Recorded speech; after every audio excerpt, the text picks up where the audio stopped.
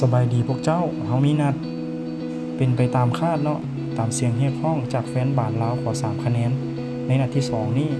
แฟนบ้านลาวได้ร่วมแรงร่วมใจกันเข้าไปช่วยไปเชียร์ให้กำลังใจนักกีฬาเมื่อวานนี้แฟนบ้านที่ไปช่วยเชียร์แม่น 5,123 คนถือว่าหลายสมควร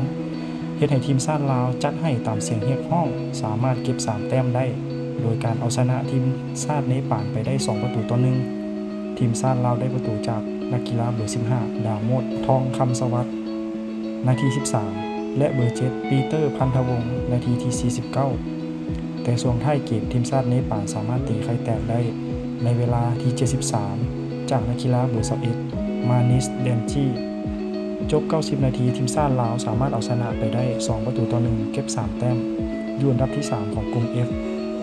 ตามหลังทีมชาติเวียดนามอันดับที่2ที่มีคะแนนเท่ากัน3คะแนนแต่ลูกได้เสียดีก่อนอันดับที่1แมนทีมชาติมาเลเซียแข่ง2นัดชนะทั้ง2นัดมี6คะแนนและอันดับสุดท้ายอันดับที่4ท้ายตารางก็คือทีมชาติเนปาลหลังแข่งไป2นัดเสีย2มี0คะแนน